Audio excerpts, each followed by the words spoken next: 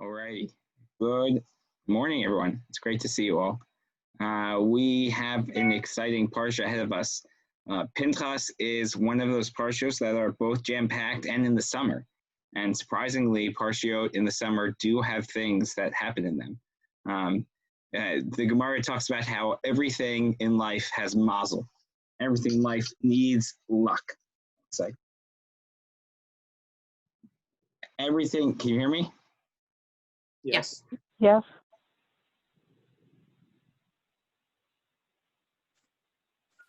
Everything in life needs some luck, including A Sefer Torah in the Heichal. There's a certain amount of luck that's associated with that. And I think it's true about Parshiot as well, that different Parshiot, the more in the summer, no one ever hears about them. They don't learn them. They're out of school. People are out of school. So there's certain luck to that as well.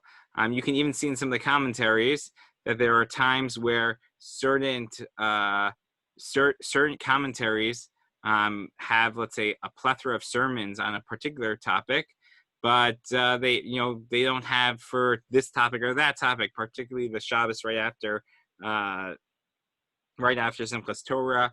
We just don't. People, those were times that perhaps people doing that were on vacation. So we have a privilege of learning Parashat Pinchas this week for that reason. Pinchas is jam-packed. Before we jump into Pinchas, I promised we would look at a question from last week.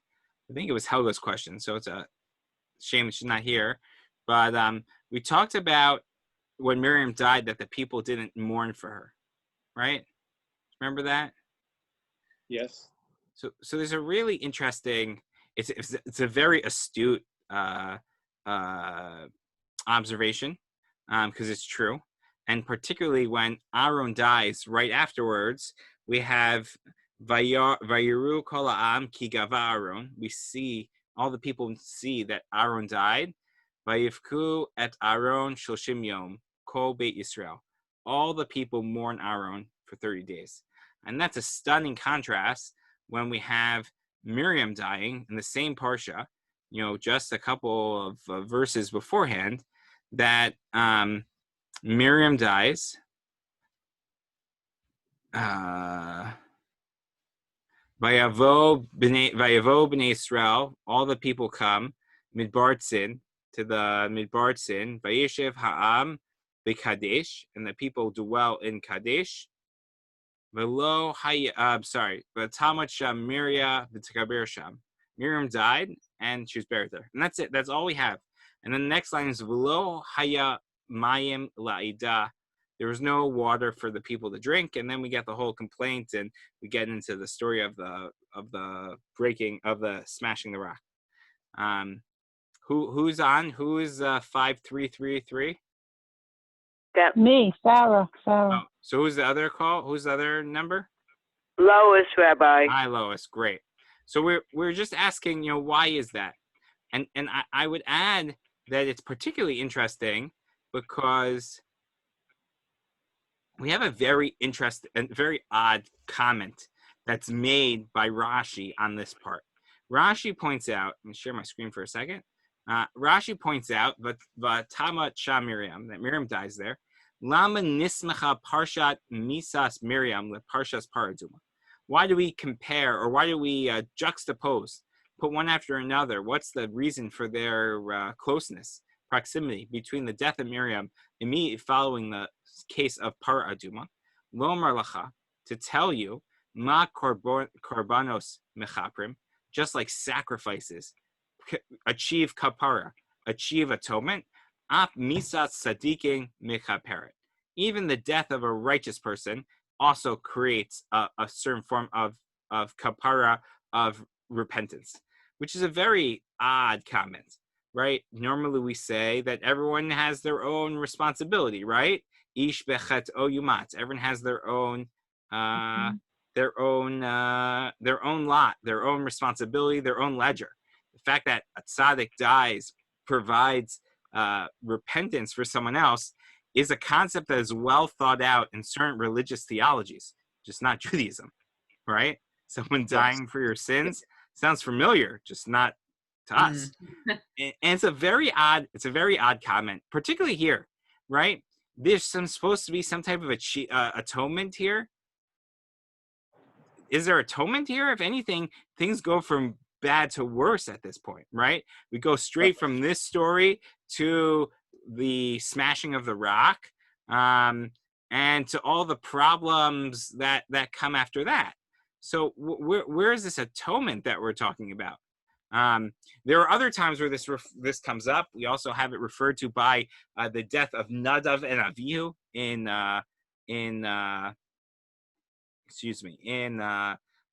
Achremot, that when they die, and Aaron's sons. And by the way, this is probably why on Yom Kippur, what do we read as part of the centerpiece of the story of the, or as part of the centerpiece of the Musab service, the story of the 10 Martyrs. These are the death of 10 righteous people. That's supposed to bring us some type of atonement.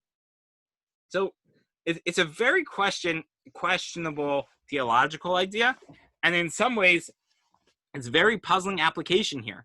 Why, of all places, are we talking? We don't say this by when Aaron dies, right? We say this when Miriam dies. What's going on here? So the Meshech Chachma, Rav Meir Simcha of Devinsk, has an essay where he alludes to an idea that I'm going to take in a slightly different direction.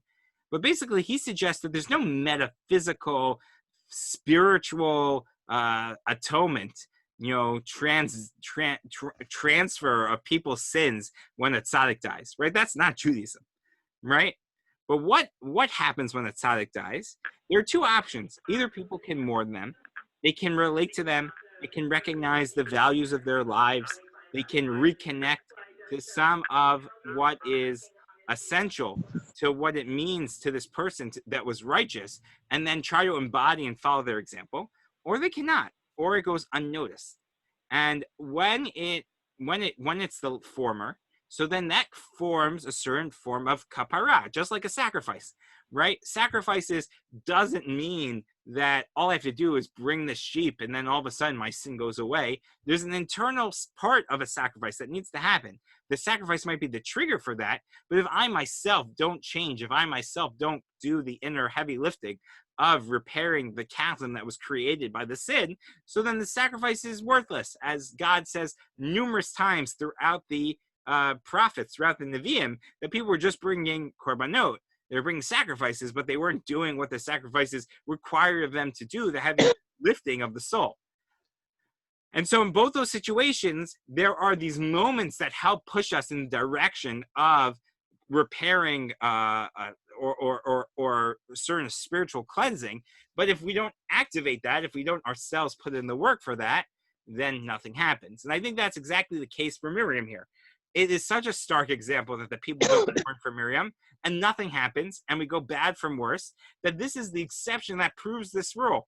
If there was a pause, if people took stock of Miriam's death, they were able to step back and mourn Miriam and recognize the example that she had for the people, the values that she brought in her life. So then the people would have a much different experience moving forward. And it would bring a certain form of kapara. It would bring a certain form of atonement, of a repair of the chasm between people and God, just by recognizing and admiring and hopefully following in the example of Miriam.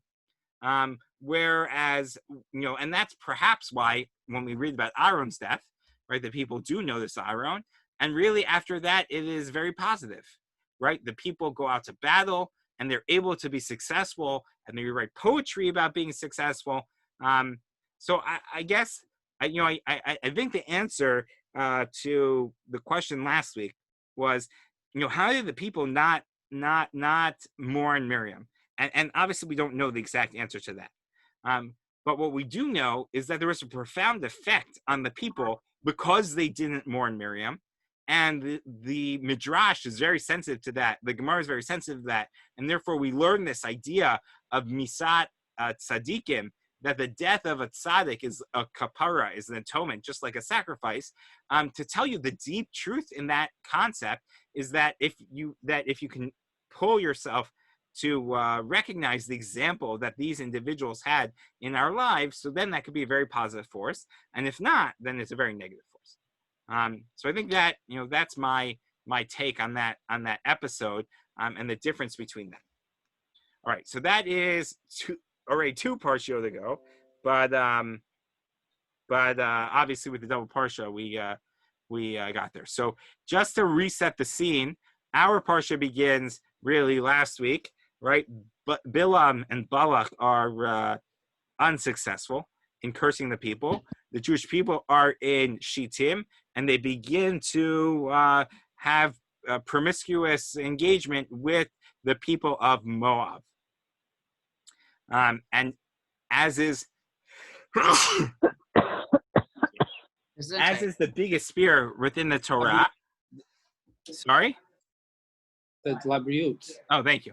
As is the biggest spear within the Torah, promiscuity leads to idolatry, right? One of the things that we have that is heavy on the minds of the rabbis is this issue of chasnus, that we're worried that through certain relationships that people will be called to intermarry, and intermarry leads to idolatry, and therefore we have a number of prohibitions like Bishul Yisrael, making sure that the food is cooked by a Jew, and some of the other Chav Yisrael, Gvinat Yisrael. All these things are somewhat set up to create a distance so that we don't end up Pas Yisrael as another example, so that we don't end up intermarrying, and that's exactly what happens here. And what happens after intermarrying? Vatikrena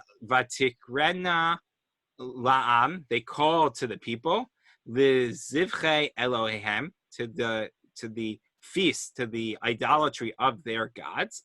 And the nation is enticed, and then they start serving idolatry.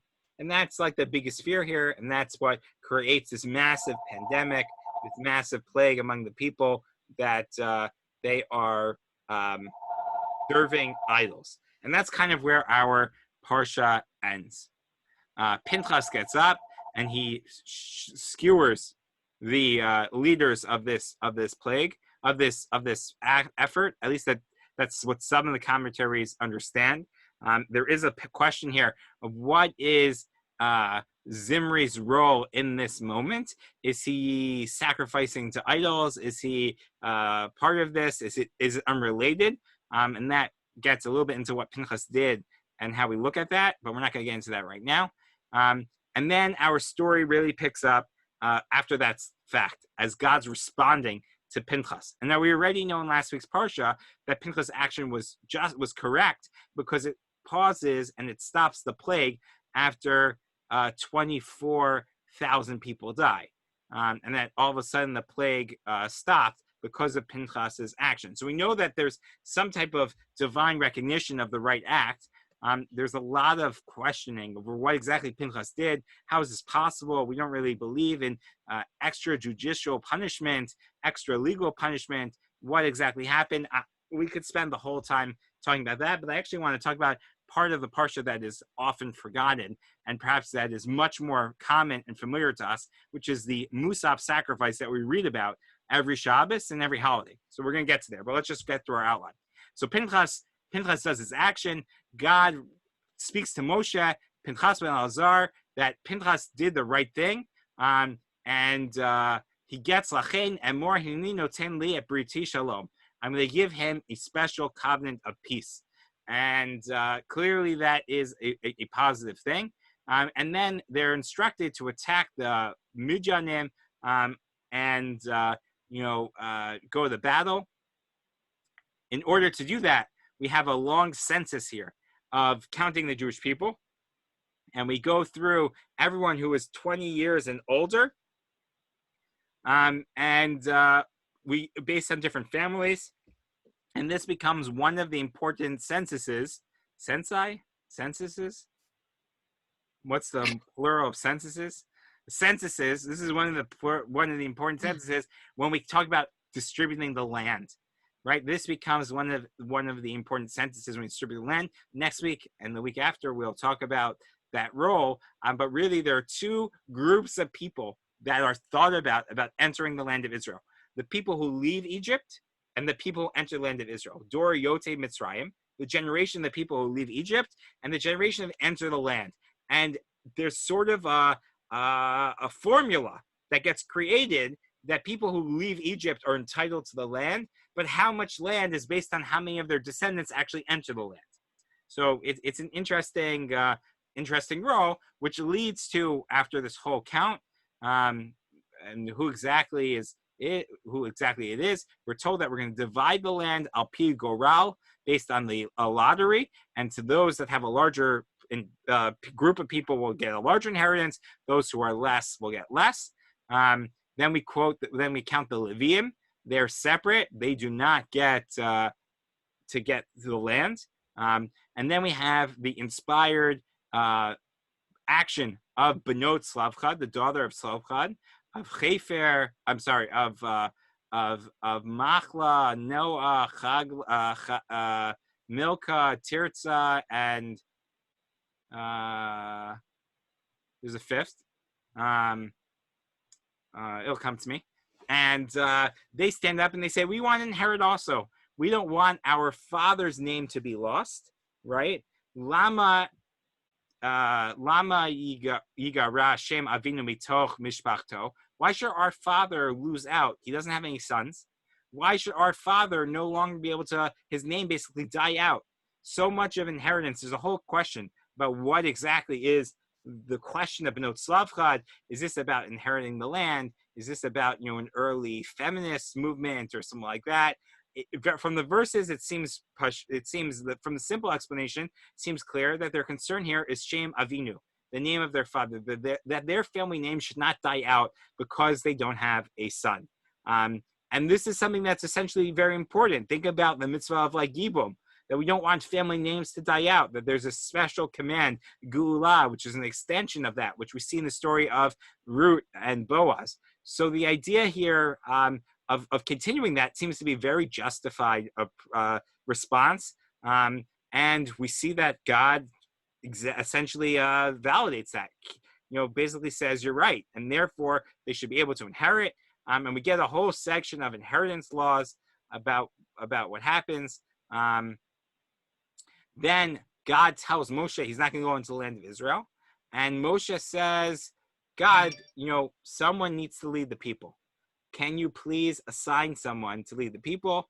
And we get the first stage here that Yoshua and Elazar HaKohen will be the next leaders of the people, and that Moshe is going to put his hands on them, and God's going to give from Moshe's honor and glory and prophecy to Yoshua, and that process begins in our Parsha.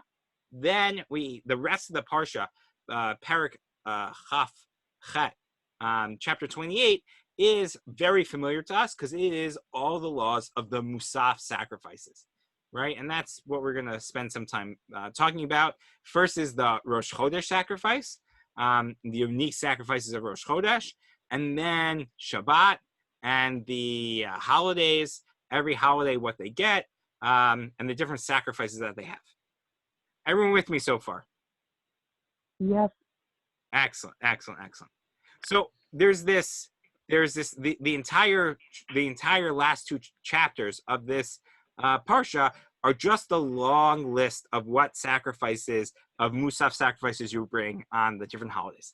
So I want to just spend a little bit of time talking about that, because I think that is something that we read all the time, right? When we, on holidays, on Rosh Chodesh, when we read of the extra portion of what sacrifices we bring, the maftir always comes from Parshas Pinchas, from these sections.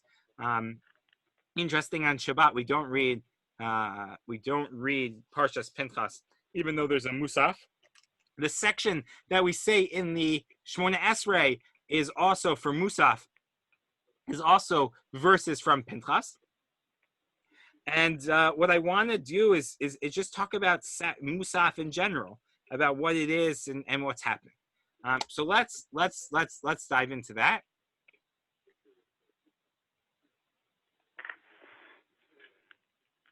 So what is the Musaf? What is a Musaf sacrifice?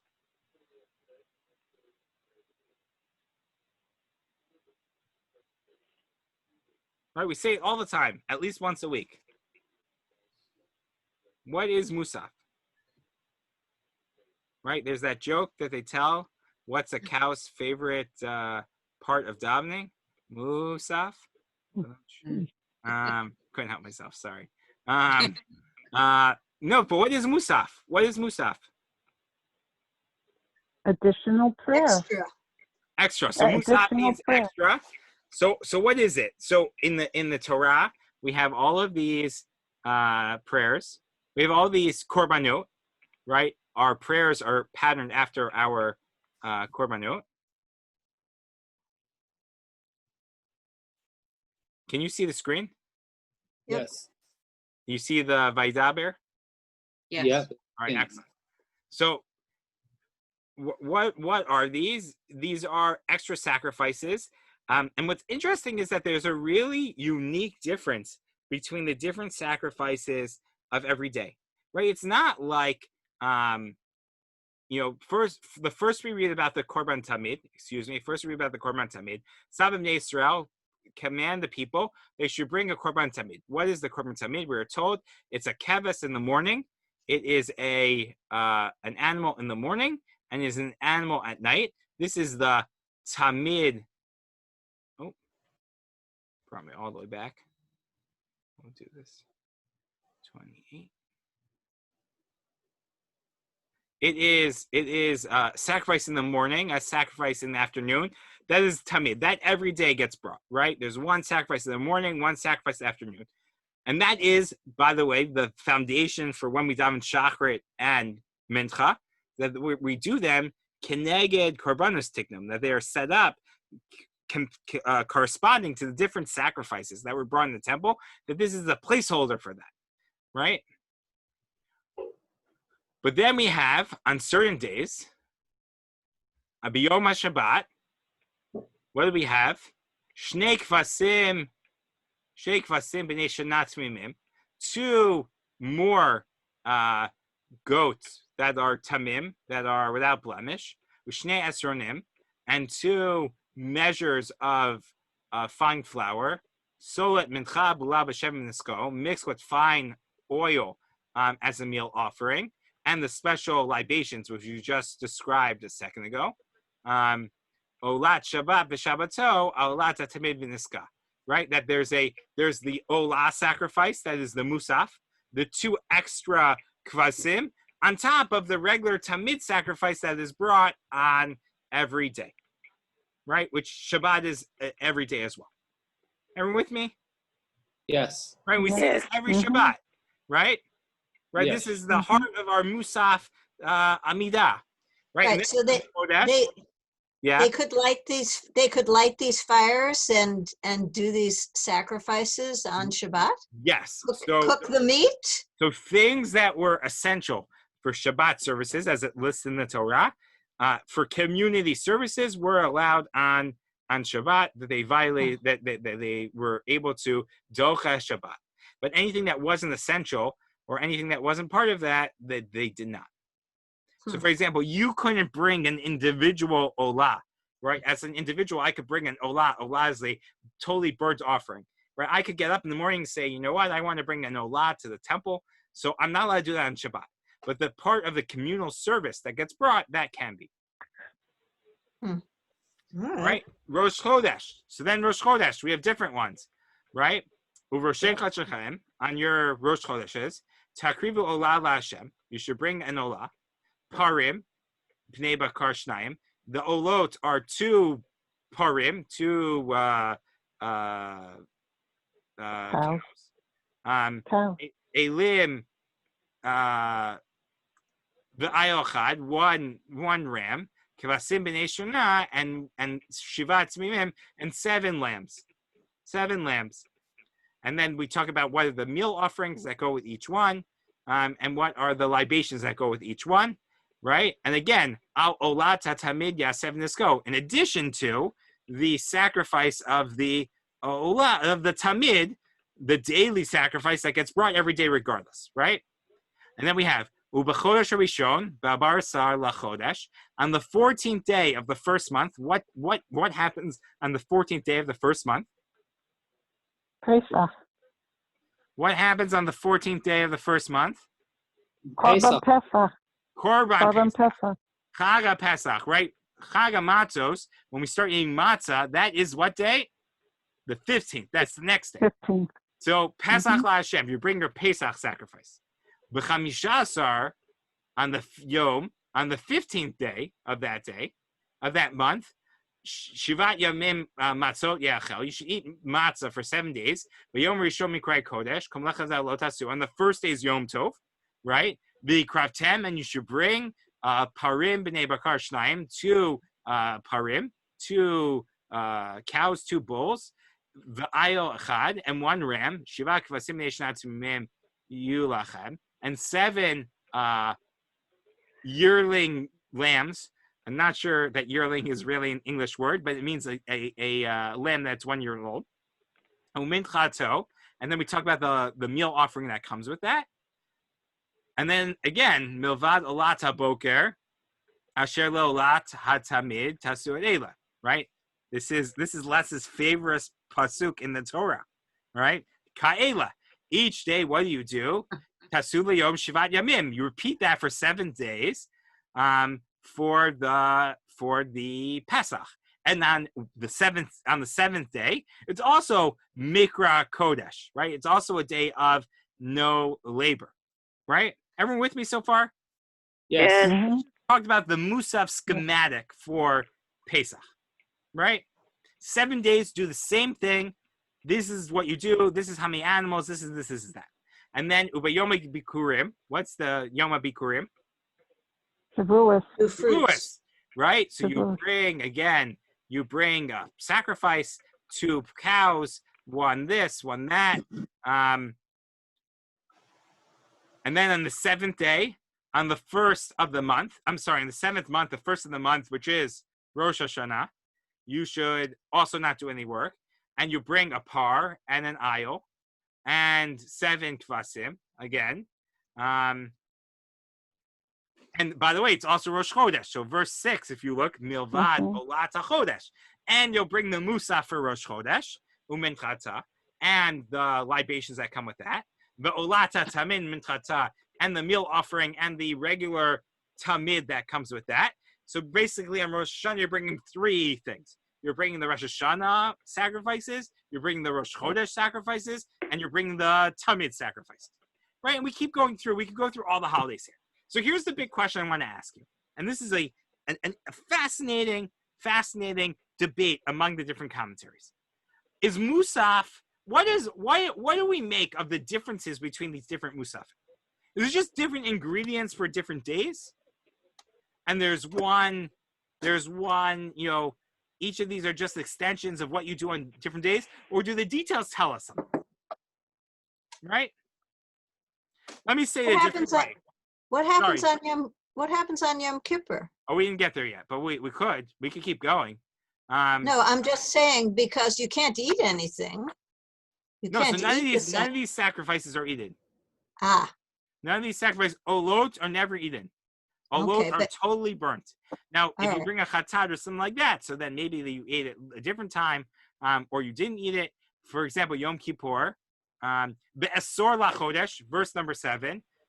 The Sor LaChodesh Hashvi on the 10th of the 7th month, Mikra Kodesh Yelachem, it should be a holy day for you. V'initem v'nafshosechem, and you should afflict your souls. Right? That sounds like Yom Kippur. Kom lacha lo tasu, don't do any malacha. V'kravtem olah laHashem reach yichorach. You should bring a olah, par ben bakar, v'ayol achad, v'shiva kvasim, u'mitchatam, whatever. And then Sir Achad, Mavad, Chatat Kippurim, and this is verse 11. In addition to the Chatat Kippurim, which are the whole process that we read in Achrimot Kedoshim about the Goral and the Sir Lazazel, the lottery, and sending the goat away to the barren wasteland. All of that you do as well, right? And then on the 15th day, and this makes up the lion's share of the rest of the Parsha. On the 15th day of the 7th month is what holiday? Sukkot. Okay. And you bring a different sacrifice for each day. On the 2nd day, you bring this. On the 3rd day, you bring this. On the 4th day, you bring this. You actually see that Sukkot, each day we get a different ingredients, a different prescription of what to bring. And then on the 8th day is Shmini Atzeret. The Yom HaShmini Atzeret Yelachem, right, is the 8th day where again has another type of thing. And then all of that, we end with the summation, Eile Ta'asu L'Hashem Mo'adechem. You should do all of these on your festivals. Milvad Mizrachem Votechem. In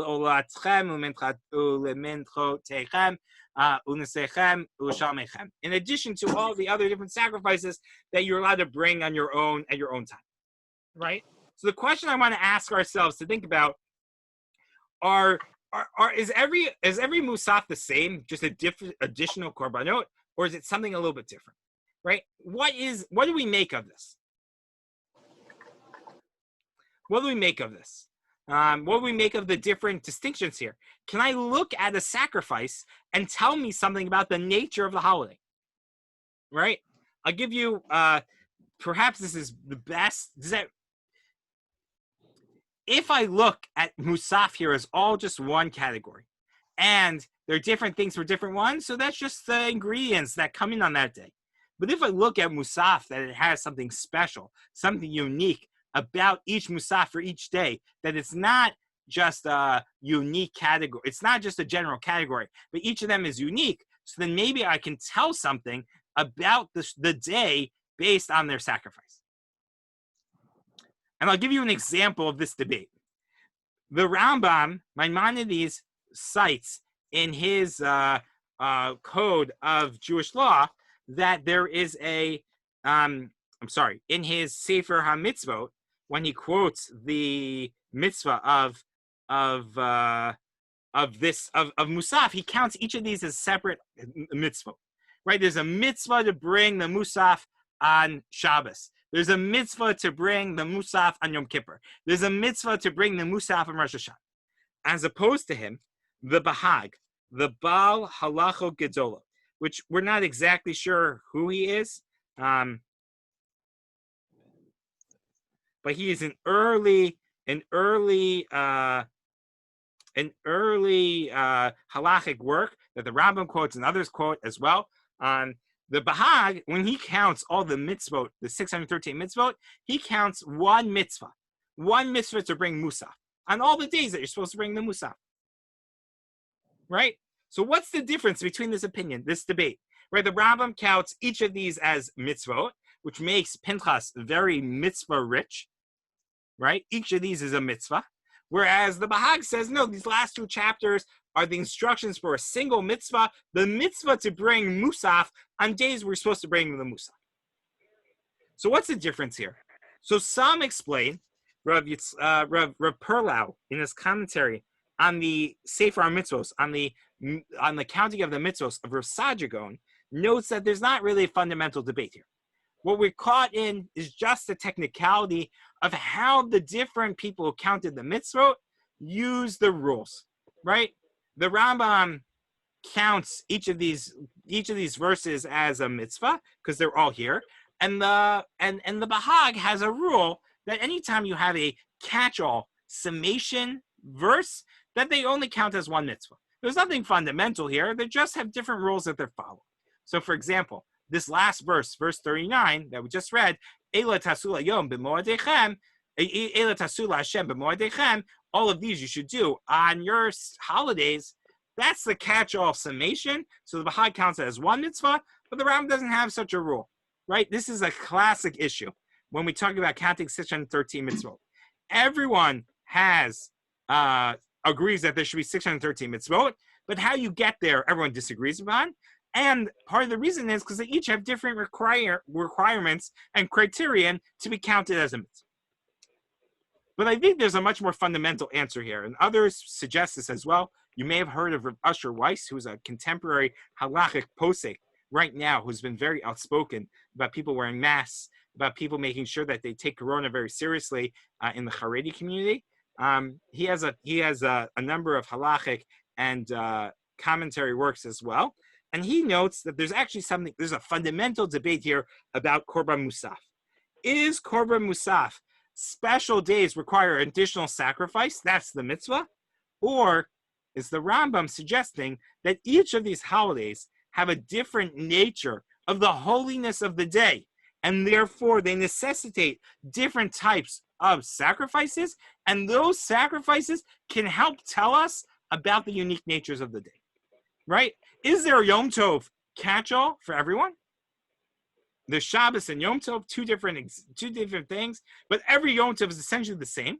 Or like the Rambam suggesting that each Yom Tov is different. And I'll give you one other reason why the Rambam might think that is we have a mitzvah to observe Shabbat, right? So there's a prohibition to violate Shabbat, and there's a prohibition to violate Yom Tov. Except the Rambam counts each of them separately. There's a mitzvah to not do malacha on Pesach. There's a mitzvah to not do malacha, not do creative labor on Sukkot. There's a mitzvah not to do creative labor on Rosh Hashanah. Right? He counts each of these separately, which again underpins this idea that for Maimonides, each of these days might have a unique holiness of the day that we can think about independently, right? So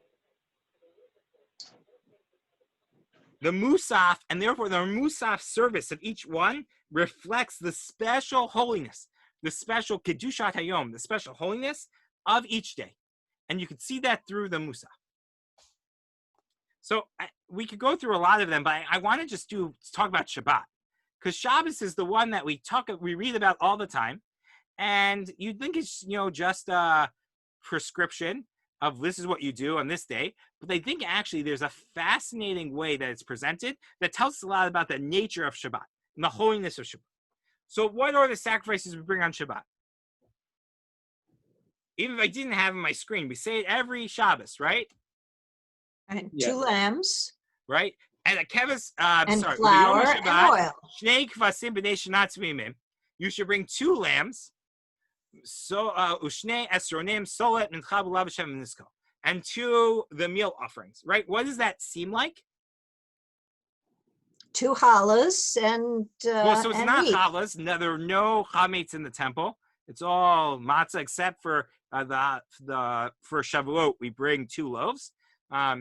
But two meal offerings and 2 korbanot, that's essentially the same, duplicating the tamid, right?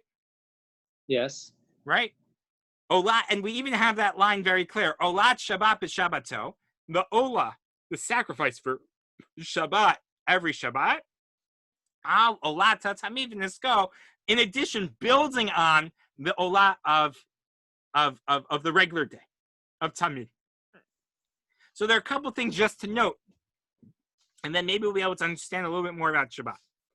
Number 1, this is less sacrifices than all the other holidays, right? Every holiday, I'm just going to scroll down. For example, Rosh Chodesh, we have a number of sacrifices, right? You bring 2 cows, 2 bulls, an ayil, a ram, and 7 of these sheep. On Pesach, you bring 2 bulls, 1 ram, and 7 sheep. Right? Shabbat is the least of the korbanot musaf, even though Shabbat in many ways has but it's the most frequent. It's the most frequent, and perhaps even the most holy. So that's one. So the question we have to ask ourselves is, why is that?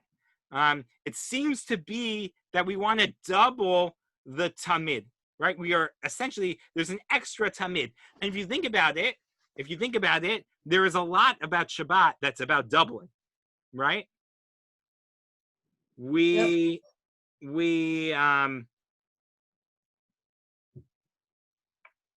a lot on Shabbat that we double, right?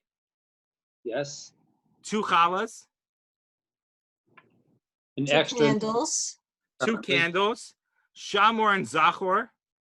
Even the Shir Shoyom, the special psalm that we say for Shabbat, Mizmor Shir, the commentaries point out that we have a song. It's a double song, right? Mizmor is a song. Shir is another song. So there seems to be this trend of doubling. There's no chatat. All the other ones have some type of chatat, some type of sin offering. Shabbat is not about a time for kapara of repentance. Not that you can't repent on Shabbat, but there's something about the essence of Shabbat that's not about that. We see the connection to the Olat HaTamid, Al-Olat HaTamid, that it's not standing on its own, but it's building on a daily routine offering. And what's interesting, and we can address separately, we don't read this on Shabbat, right? Every other holiday, we read about their special sacrifice on Shabbat. We don't do that on Shabbat. I'm sorry, we read about their special sacrifice in the Maftir, right? We take out 2 Torahs, and the second Torah is always from Pinchas, where we read about their special sacrifice. We don't do that on Shabbat. Anyone know why? No. So that we'll answer separately right now, at least according to the Tosafos. The reason why is to make sure that we all can enjoy Shabbat morning. Why? What do we read the Haftorah? The Haftorah we read always matches or has to do with the last thing we read. So for example, if it's Shabbat Chanukah, so we read the Haftorah of Chanukah because we read the Parsha and then we read Shabbos Chanukah. If it's Shabbat Rosh Chodesh, we read the Parsha, then we read the special insertion for Rosh Chodesh. So the Haftorah always follows the last thing that we read. So if that's the case, if 52 weeks or minus Yom Tov, so 40-something weeks a year, we ended with the same verses, so we'd be reading the same Haftorah week after week after week after week, because it'd all be drawing from the last thing we read. And so to avoid that, the rabbis never instituted the maftir to be from here, but really from the parsha that we read, so that each week we'd be able to read into the Haftorah a different message that carries into the whole parsha, and not the special section that would be the same for every Shabbat. That's at least the answer according to one of the Tosafos, and Rav Hershel Schechter likes to quote that a lot. But that doesn't answer our other questions. What can we tell special about Shabbat based on this sacrifice? And what I want to suggest perhaps is that Shabbat is a unique phenomenon. That Shabbat, and we know this intuitively, but now we see it manifest through the sacrifice of the Musaf, that Shabbat is almost the extension of the week, right? The holiness of Shabbat, the Kedusha of Shabbat, is about connecting between Shabbat and the week, right? Kiddush is built on, Shabbos' holiness is built as much on the week of 7 days a week, as much as it is about, 6 days of work a week, as much as on the 7th resting, where you have to work during the week to rest, and you have to rest in order to be able to re-engage with that work appropriately. And in many ways, taking the sacrifice and just doubling it, right? Taking what we do every day and doubling it, infusing it with extra holiness, shows that there's a greater capacity of holiness on Shabbat, but it's still the same realm. It's the same ballpark, right? It's, sometimes we talk about things that they are, not just quantitatively more, but qualitatively more. Shabbat is not qualitatively more than the week. It's just quantitatively more. And that's good. That's what we want. Shabbat is in the grasp of the week. Shabbat is the ballpark of the week. And the week obviously feeds into Shabbat.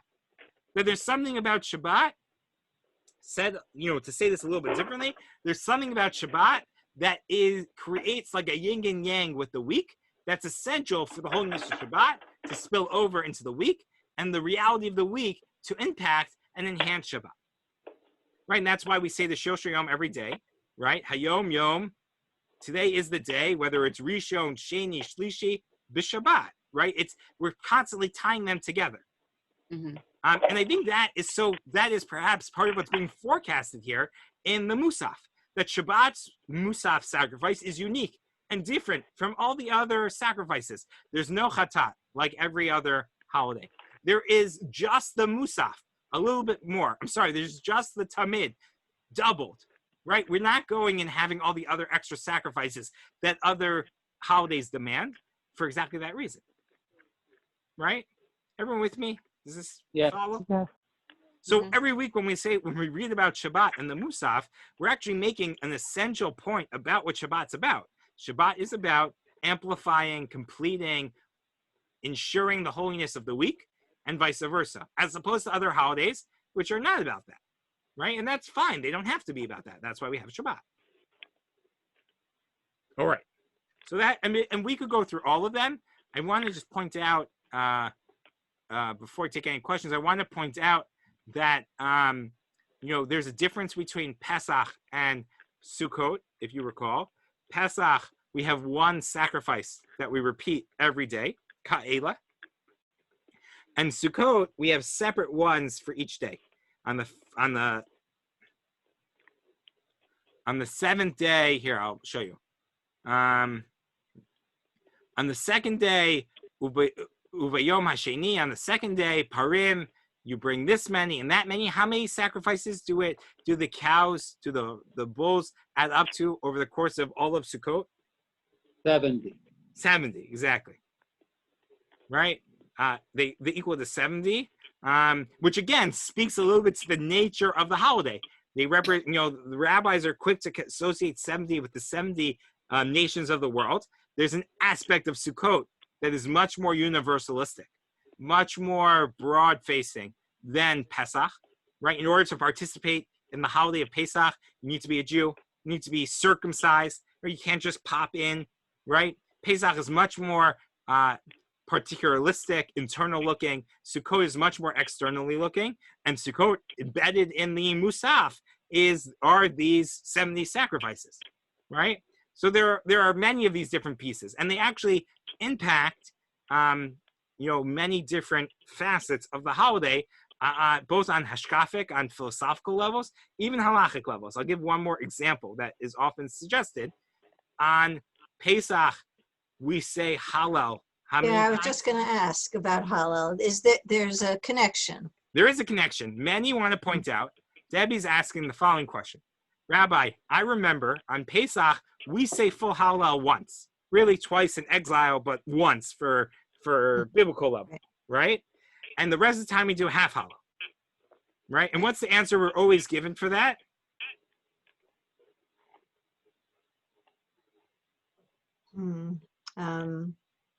Masa yadai tabu vayam v'atem omrim shira. My handiwork are drowning in the river, in the sea, and you're going to say shira. So say a little bit less, right? Okay. Familiar with that line? Yep. Right? Except the problem is that doesn't happen until the last day of Pesach. What about the second day of Pesach, and the third day of Pesach, and the fourth day of Pesach? And why then do we say half Hallel, not full Hallel? So the answer is that's not really the answer, right? There has to be something else going on here. On Sukkot, how many days do we say full Hallel? Oh. All of them. Oh. So one of the answers presented has to do exactly with this idea. That the Gemara in Eruvin writes, the reason for this is because Sukkot is chalukim b'korbanoseihem, is separated, is considered distinct in its sacrifices, that every day is given its own sacrifice, and Pesach is not. That there's something about the fact that we don't have a sacrifice each day that affects its Hallel. It's Hallel. So you could say maybe Hallel is just connected to the sacrifice, but as we're describing right now, it actually tells us something about the holiness of the day. The holiness of the day. Pesach is one long holiday in some ways, right? And there's one sacrifice. Each day isn't refreshed anew with a new sacrifice, maybe even a new quasi-holiday, right? And so you say Hallel once, and then you fulfilled it. But do you have to say Hallel every day? No. It's a minhag that we say half Hallel over the rest of Pesach. But when it comes to Sukkot, we have a Musab every day to tell us, a different Musab every day, to tell us that every day has its unique DNA of a holiday, has its unique characteristics of the holiness of the day, what we call Kedushat Hayom. And therefore, every day deserves its own Hallel, because every day has a unique perspective that we say Hallel on. And I will add you one more part to it. Many point out that there is an obligation on Pesach or on holidays to have a Yom Tov Suda. Right? You're supposed to have a Yom Tov Suda. You're supposed to have a festive meal to celebrate the holiday. And if you look in Halacha, there's a distinction between Pesach and Sukkot. On Sukkot, there's an idea that you're really supposed to have a festive meal every day. But when it comes to Pesach, there might not be. Why?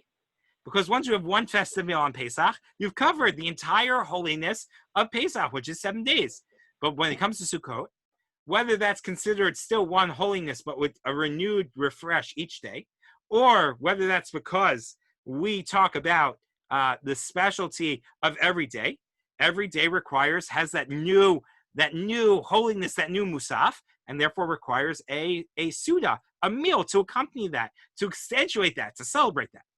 So you see that the way the musaf sets up here perhaps has a great impact on the way we look at holidays as well.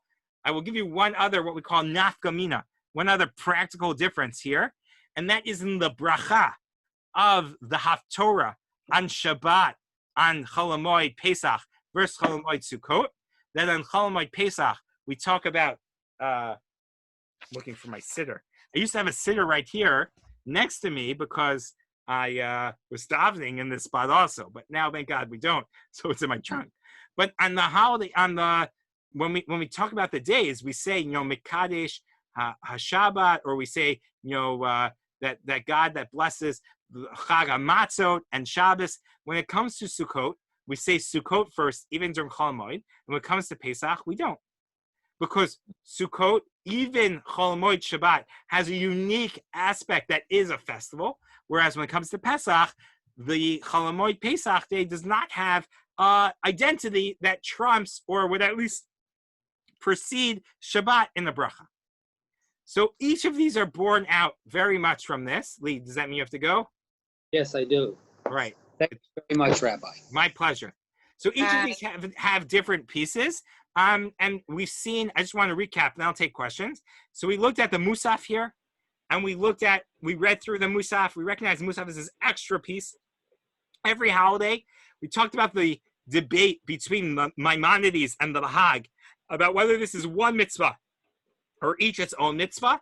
The Rambam holds that each of these are its own mitzvah, connected to the same. Each of these have their own Isur Malacha. Each of them have their own prohibition of doing creative labor on those days, because each of these days represent not just a holiday. Holiday doesn't exist. There's the holiday of Pesach that has its own identity. There's the holiday of Sukkot that has its own identity. It's the holiday of Shavuot that has its own identity. Each of these have their own identity. There's no baseline halacha. There's no baseline holiday. Each of these are unique, sui generis holidays on its own. And the Musaf represents that. We talked about by Shabbat that the Musaf signals to us the innate connection between the yin and the yang, between Shabbat and the week, based on the doubling of the Tamid. We saw for Shabbat for Pesach and Shavuot and Sukkot that one has each day special for Sukkot, and therefore there are a uniqueness to every day, and therefore we say full halal every day. Therefore, we will make the bracha of the Haftorah every day. Grab that, Steve? Is that your doorbell or my doorbell? No, it's our phone. Okay, fine. And the last is this idea of a suda, of having that meal. And then the difference obviously contrasted with Pesach, where we don't have that, and therefore every day kind of blends into the next, and you can fulfill these obligations the first time you do it, and therefore we don't say halal every day. We don't have this idea to have an extra meal every day, and the Haftorah bracha will be different. Yeah, Debbie, please. So what happens with a holiday like Hanukkah, which is post this, but we say halal every day? So we do say halal. Part of that's because it's in the land of Israel and it's a rabbinic enactment, but there's no musaf at all. Halal, right. You don't need to have musaf to have halal. But okay. but the nature of the day will be affected by the musaf and what type of halal sometimes is implemented. Like Yom Kippur. But we read Torah every day, no? And we say halal. But there's no maftir, right? There's no maftir. We don't take out 2 Torahs. The only day on Hanukkah where we take out 2 Torahs is Shabbos. Either Shabbat or Rosh Chodesh. And sometimes they happen at both, and then we read 3 Torahs. Right. But it's not the same connection. Not the same connection. It's because it's post and it's rabbinic. Exactly. And the rabbis decided we should say halal every day. Yeah, and halal is rabbinic also, meaning all of these halals are rabbinic. Right. some of them. There's a connection. But for there's the a rest connection. of- The rabbis took the cue from the Musaf to tell us when to say it. Okay. Gotcha. All right. Alrighty. So we'll call it a day here. Thank you. Forward to seeing everyone Thank you. tonight at Shabbat. Thank you, Rabbi. Shabbat on Wednesday, and have a easy and meaningful fast tomorrow. And be well. All right. Thank you. Thank you. Thank Bye-bye. you. Bye.